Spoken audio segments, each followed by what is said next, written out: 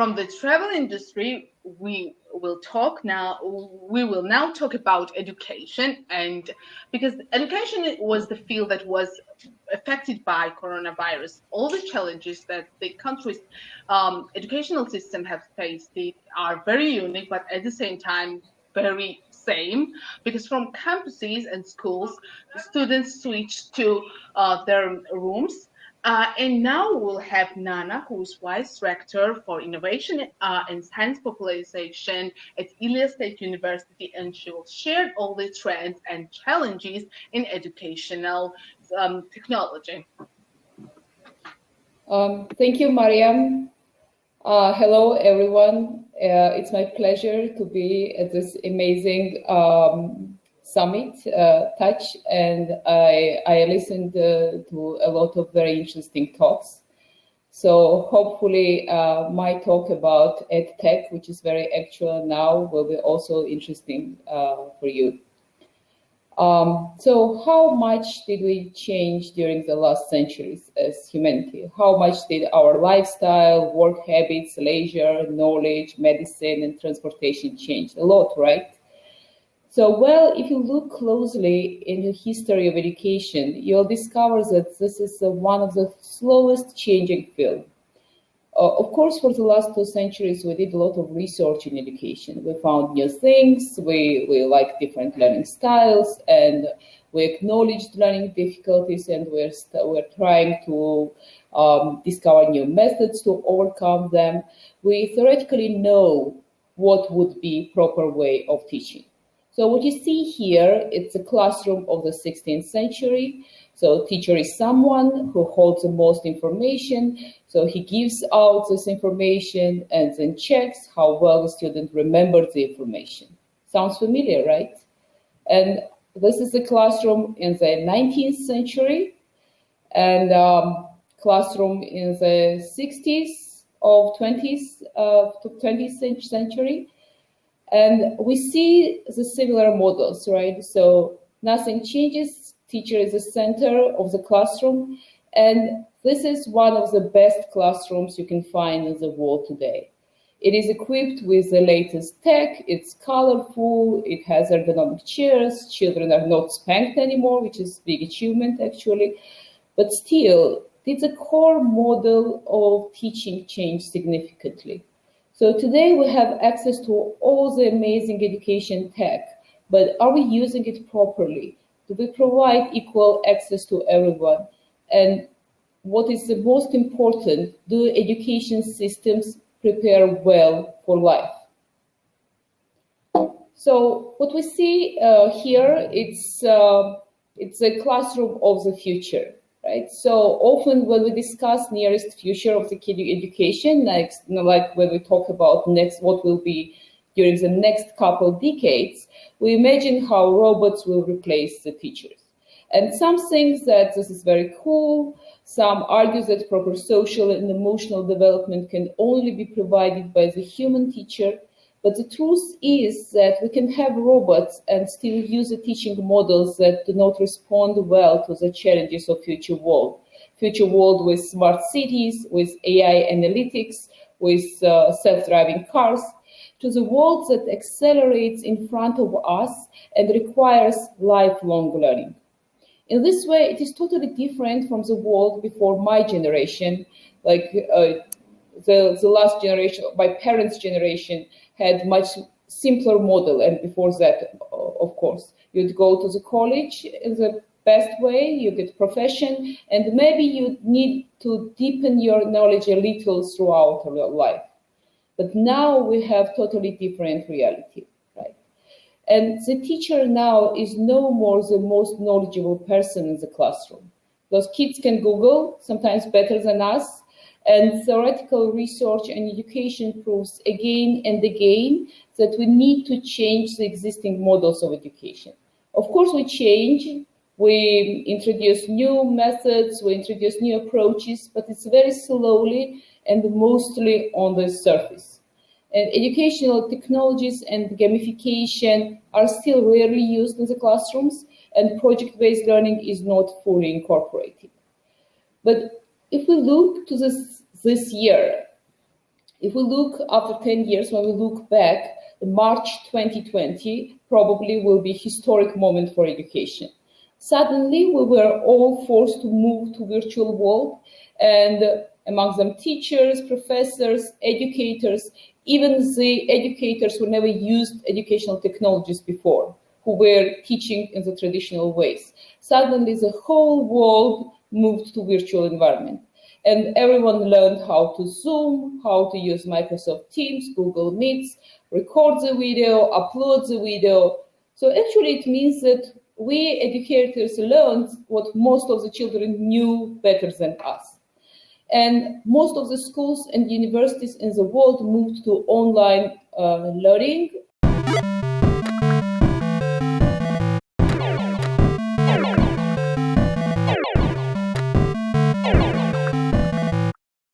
So I was showing the school from the 16th century through 19th century and classroom from 1963 and classrooms today and supposedly classrooms of the future. That's funny.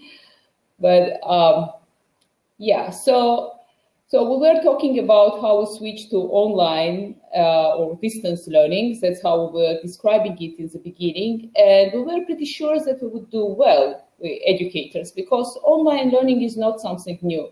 But then we discovered that it's not online learning what we're doing right now during the pandemic, because it wasn't like prepared. We didn't revise the course for online teaching. Actually, we found better definition for that, and we call it now remote emergency teaching, which means that it's totally chaotic, unplanned, unprepared teaching that actually gave us so many funny Zoom memes, which probably we will have fun from it during the next year. So online learning and online teleconferencing, of course, is not something new. And a lot of people who work with international projects were using the teleconferencing tools. But we saw how it increased the usage, how it increased like 10, 20 times of all the teleconferencing tools. So we were using these platforms, but really, were we prepared to the constant, can you hear me? Do you see my screen? Or like now, I couldn't, but I was switching through slides, but you couldn't see. So it appeared that to teach without the connection with the audience, without seeing the emotions, is very hard. And because we had before all these technologies, but we never fully used all the ed tech available for us. So this period of pandemic was really a period of new discoveries. And actually, we understood now that we need much better, much more interactive platforms for better communication. But still, it was a revolution, because never in the history of education, the whole world was facing the same challenge in education and using the similar technologies together, sometimes unsuccessfully, sometimes successfully. We saw how different teachers were using different filters, funny filters, and we saw how students were cheating online, and it was like a whole new level. So, and for some time now, there was already discussion about competition between online and offline education, especially related to higher education. And we live in the reality of lifelong learning, because we constantly the world changes around us, and we constantly need to learn new things. So older models of higher education become challenged. Look on the online learning by numbers, the global e-learning industry is projected that it will be up to 243 billion in like a couple of years. And now 90% of corporations are using e-learning for their workers. And 68% of employees prefer when learning takes place at the workplace. Now we can maybe think about home, because workplace become home. And 58% of employees prefer self-paced learning over instructor-led learning. because they can make their own rhythm. And actually, the thing is that online education costs only a fraction of offline education. And we all know how education is very pricey. And this is very profitable for companies because most of the companies, they saw increased revenue after implementing e-learning because usually in large organizations, up to 60% of total training costs are spent only on traveling costs, and this counts into training costs. And when online learning in corporations were assessed, it was averaged that employees deliver $30 of increased productivity for every $1 invested in e-learning. So, and online education market was developing right in front of us. And universities always were reassuring themselves that nothing can replace the benefits of offline education, of communication with your peers, of working in the labs, and communication with the professors. But suddenly, we appeared in the situation in the pandemic where students already graduated this semester without stepping a foot on the campus for the whole semester. And universities tell them that it's fine. So, and more than half US universities, they already announced that fall 2020, they will continue online teaching. So now students and parents ask themselves, should they pay like around $100,000 for, and this is for state universities, for private universities, it's like up to $240,000 for education that happens at home? Is it really worth it? Or are we sure that Udacity, for example, is not offering better course in data analytics than some university? And how are we sure in that? And it is a big challenge for universities. Students already are suing some of the universities for refund for this semester because universities didn't, they just decreased the cost like with 5, 10, 15%, no more. And there is a prediction that a lot of low-tier US universities will not make it through the next couple of years. So probably we will not return to the same reality as before COVID-19, and we will see a sharp increase in online education, and of course we need better platforms for this. For example, simulation teleconference platforms, right? So imagine that, and some companies are already like Rumi, they're already working on this. Like imagine that instead of Zoom, instead of this flat screen, you're just choosing your avatar and you can collaborate with your co-workers, or you can collaborate with your students, and students collaborate between each other, and you have the same type of interaction as we have in reality. Because this is the most problem. Evolutionary is the communication. What we have now, it was developed through thousands of years, even more. And the problem is that virtual communication does not replace it. So we need better platforms for project-based learnings. We need better platforms for team collaboration and to simulate interaction much better. So actually, simulation platforms are not something new. It's fast developing during the last years. For example, VR and AR are used for pilot training and like training of military people, and for training in surgery, which is very important because for young surgeons or students, medical students, it offers a diversity of experience that would be impossible to get in real life. Like it offers all the risky situations, and it's very important. So can we do the same in schools and universities? There are some simulation platforms for that too, like for specific topics, like for example, astronomy or biology, and there are simulation platforms to do physics. But all the simulation platforms, in all the simulation platforms, we need more flexible communications. That's what is missing there, and not the flat strings. Actually, young generation, what I was observing during this pandemic that it was much easier for young generation to communicate during like using games. Like multiplayer gaming, it mimics a lot of real-life communication much better than all our teleconferencing platforms. And imagine having platforms like that instead of Zoom. Online learning brings a lot of opportunities and much more challenges also, because it requires higher self-organization skills.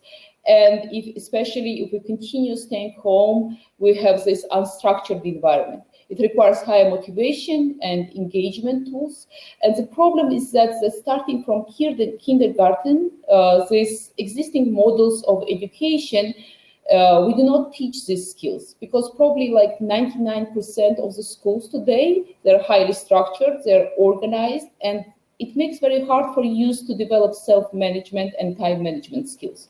And here comes AI, because we need artificial intelligence for better student data analytics, and we need adaptive approach to personalized student learning in the future.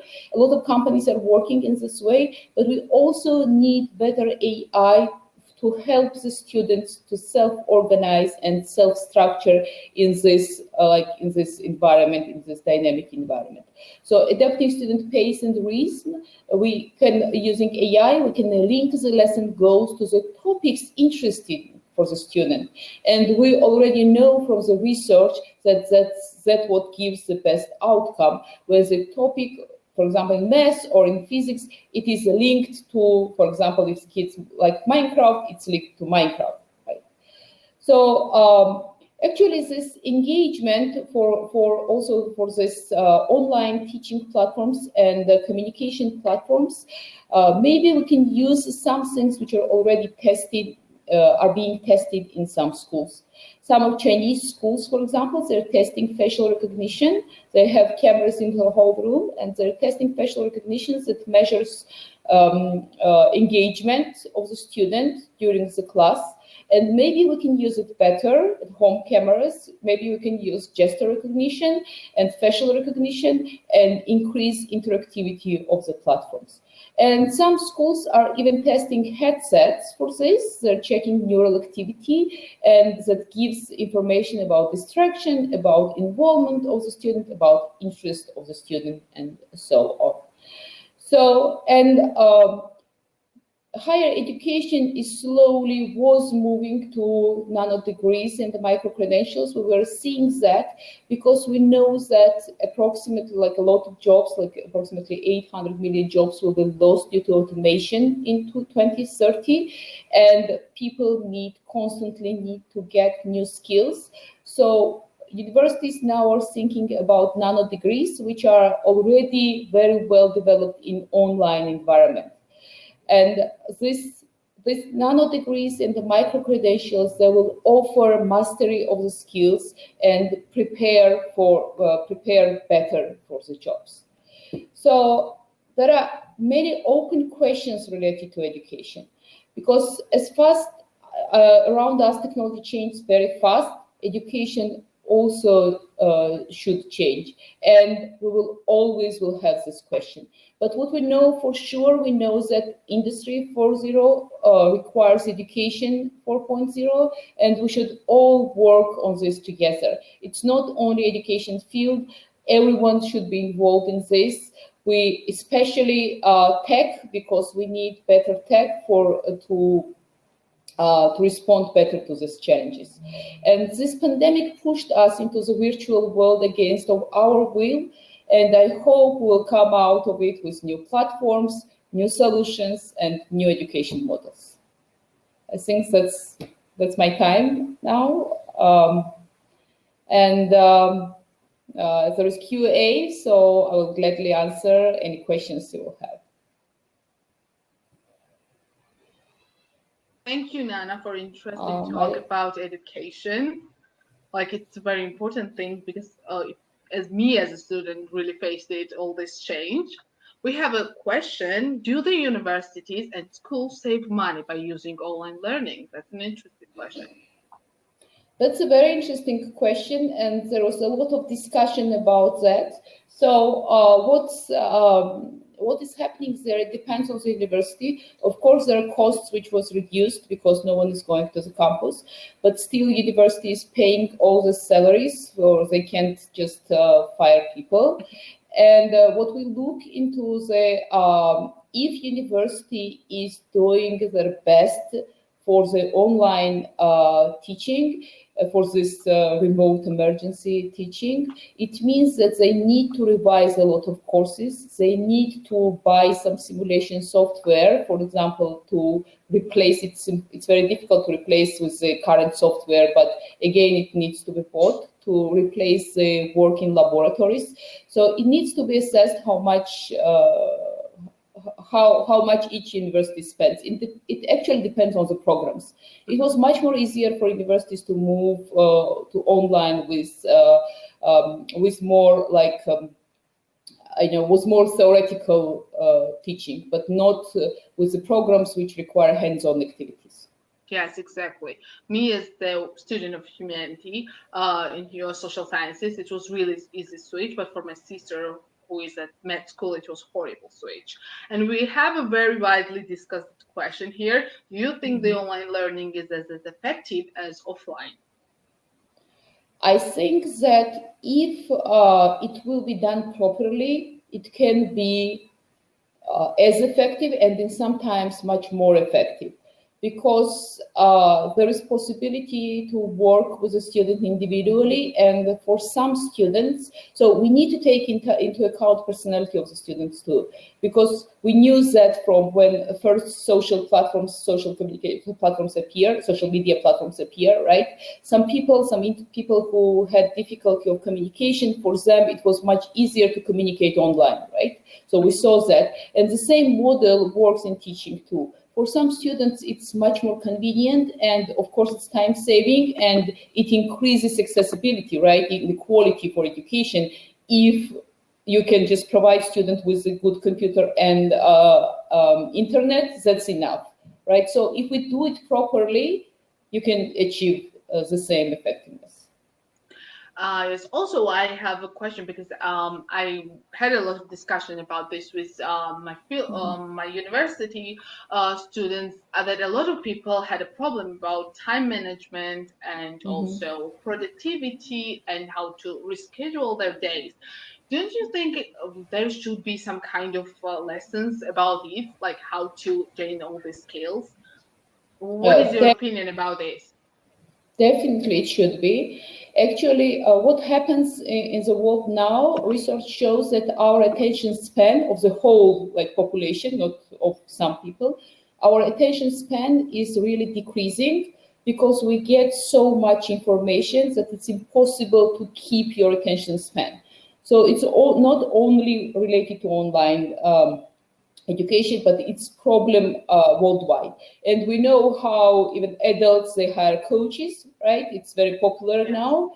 And they help them to organize their day and get this time management. And there are time management trainings, right? Also very popular. Yes, exactly. Yeah, but I don't think this is a solution. I think we should revise education starting from the preschool, because we need to give children, because if you look into research, homeschoolers don't have this problem as much, and in US 3% of the students are homeschooled, so we have a big pool to look into, and they don't have these problems because they are used to unstructured environment, like less structured environment, from and learning by their own rhythm and pace from the childhood. I think what we have now is the result of bad education models in schools. And of course, we should offer to the students, because it's a really big problem. So we should offer to the students some training. But I also think that maybe there will be new technologies. I'm always looking into these technologies because time management is not something I have very well. So maybe technologies also will help, like smart. We have now the smart watches. You can plan, it can remind you, but maybe we will have better technologies to help you with all this time management and self-organization skills. Yes, exactly. Something that will be really focused on like studying, because I have tried out few of that apps, but I couldn't find myself the best one. We have another question. Nana, you're working on the science popularization. You find time and will to put some extra effort to the socially meaningful things. How do you think we can encourage people who know foreign language well to translate and localize some global educational platforms? In your case, into Georgian, like Coursera, edX, Google Digital Academy, etc. So, what was the question exactly? Like how we can encourage people to translate it in their native languages for their local community? So, like crowdsourced translation, or just an individual will to do it, like because like volunteer as a volunteer work. Voluntarily, yes. I think, yeah, it was like all this crowdsourcing work. It was very popular. Like I think like 4 years ago. Now we see decline into that. But I think gamification always helps. Like if we gamify it, if we make it like popular challenge, then if we give some kind of acknowledge to these people, because you see, you can see the same with Wikipedia. Georgian Wikipedia is very poorly developed, right? Because, and I know some people who really worked hard and put a lot of energy into that, but no one knows about them, right? And it's not enough because you need like I don't know, like 1% of population to work on this to get good Wikipedia, right? So, and we see the same with Google Translate. Google Translator for Georgian works horribly. So probably, maybe we can work. That's very interesting idea. Maybe as a universities or with our Ministry of Education, because it's very important. So maybe we can come up with some kind of gamification models and acknowledgement models, and that would increase, or some like boot camps or something, and that would increase like input of the people into these platforms. Yeah, thank you. We have a very interesting question. If the teachers will be replaced and lose their jobs in the near future, will people be enrolled in some of the best universities because of the tutors which they have there, be paying high tuition fees if they don't work there anymore? I don't think I understood the question. So if the teachers will be replaced and yes, and what if some people are just enrolling in this university because of the because of the professor? Yeah, I don't think the change, like you know, it's so fast that like this year professor is teaching and next year he won't. Usually this changes, it's for freshmen, this kind. I don't believe that robots will replace teachers. I'm looking into it differently. I think we will change teaching models, and human, like educators, they will be using all this tech to ease their job, but there will be human. That's what I think. And maybe we will have some kind of online platforms, like not robot, but it's the same, right? Like chatbot or something, some kind of online, which will be using AI, and maybe there will be no human behind it. Because honestly, what we have now, some courses on Khan Academy or Coursera or Udemy, we really don't need any persons there, right? But yeah, but professors, I think, will stay as researchers, because university is not only for teaching; it's yeah, it's for research. It's actually, this is the main one of the main goals of the university. Doing research and developing the whole society. So for research, definitely professors will be there. So maybe we will just free out professors' time better with some technology. Yes, exactly. University is not only about teaching and studying, but about communication and networking and experiences.